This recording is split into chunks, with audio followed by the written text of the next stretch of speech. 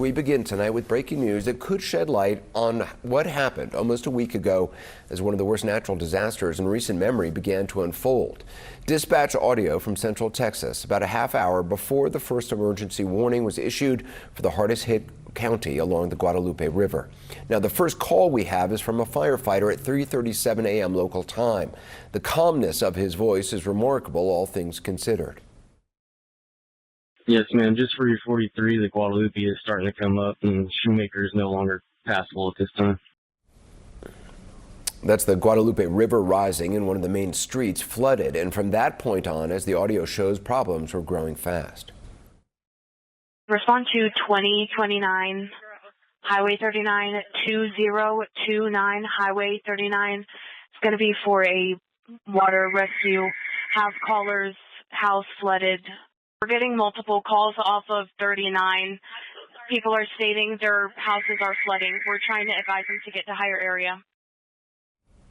Now, the next piece of audio is of what we reported on last night, a firefighter requesting an emergency alert be issued to the community and the dispatcher not able to make that call. Is there any way we can send a code red out to our Hunt residents asking them to find higher ground or stay home? 10-4 standby. We have to get that approved with our supervisor. Well, as we reported last night, it would be 90 minutes from that call to when Kerrville's mayor told the Texas Tribune that he finally received a code red alert. Now, during that time, the Guadalupe River would overflow in a wall of water several stories high at its peak, and the 911 calls would just keep coming. We received a phone call at our fire station to have a lady, she's frantic. She's at Casa Bonita, 117 Corto Way or Casa Bonita Lodges, and she said her children are on top of one of the cabanas and they're trapped. Well, the area is home to many summer camps, as you know. This one, boys rode out the worst of it in the rafters of their cabin when water reached the top of their bunks. Camp Mystic for girls, though, was, of course, the hardest hit. This is a new image of some of the evacuation efforts early on. In a moment, we'll be joined by one of the staffers who was there that night and took this photo. But as would become clear, though, 27 campers and staffers, many of the campers as young as 8, tried to get out and didn't make it. And when daylight came, a few hours later, the true dimensions of it all became clear. In addition to all the dead, dozens and dozens of people missing. And tonight, they still are. Upwards of 160 people, in addition to the 120 plus fatalities.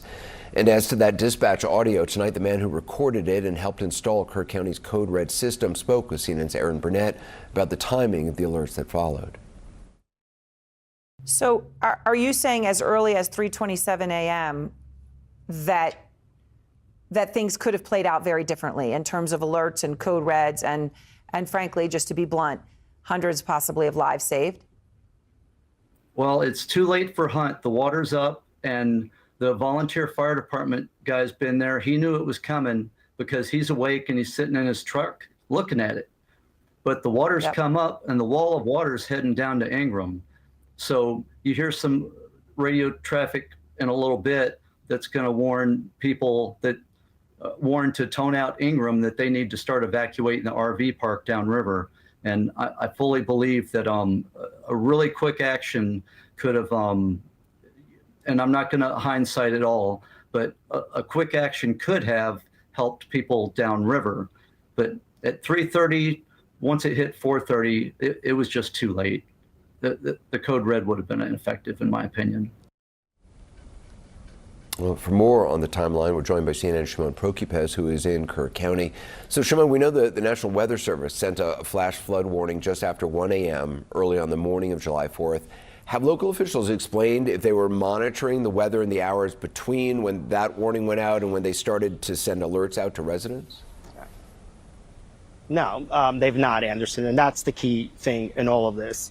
It wasn't until hours later when you hear from city officials, one of them was running, another one gets woken up, much later than 1 o'clock when the flooding is actually occurring. And I think that is what's so significant about that audio that we just heard, is that everything that audio tells us is that by the time authorities were in the midst of this, they were dealing with this, it was already too late. People were already in danger, and they were surprised by all of this. The people, the community, was because all of this happened in the middle of the night, and we have no information from any of the authorities here on the local level, the county officials, the city officials, that any of them were monitoring the weather at 1 in the morning, at 2 in the morning, at 3 in the morning, when days before the Texas Department of Emergency Management was putting out press releases telling people, beware, this is coming. There could be a concern here. We have no accountability from locals as to what they were doing, how they were preparing,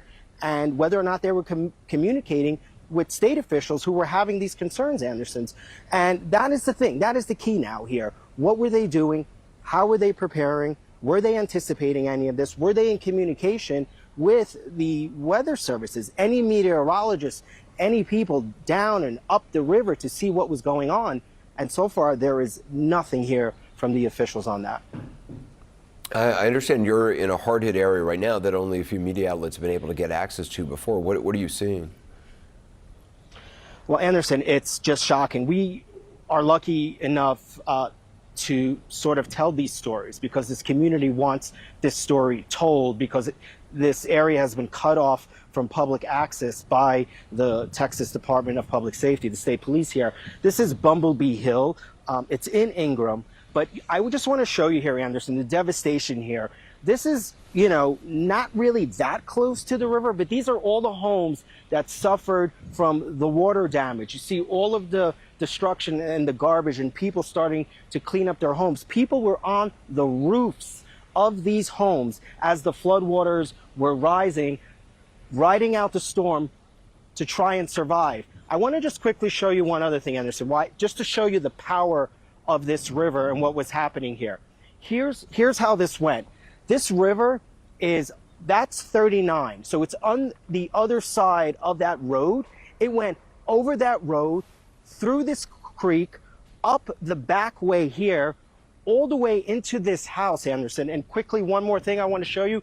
This here is the water line. This is the water line into this home. The people were sleeping. There were 8 people in this home, including kids, and they rode out the storm. They were able to get up because of the noise from trees breaking. They realized that the weather had turned, that the water was rising. It was in their home to their waist. They quickly grabbed everyone. There were 8 people in this home, and they survived on this roof. They rode out for hours on the roof. This family called 911, and they were told there was nothing at that point that they could do for them, that they were just to get to the highest point possible. I spoke to this family. They are thankful. They let us into their home. They let us into their property.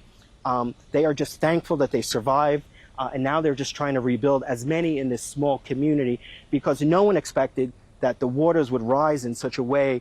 I mean, this house, when they built this house, it was even built higher by them so that they could avoid any potential flooding. And even that didn't work. And that water went across the street into all of those homes. Just, you know, Anderson, just utter incredible devastation here. And it's just so sad to see all this, Anderson. Just so sad.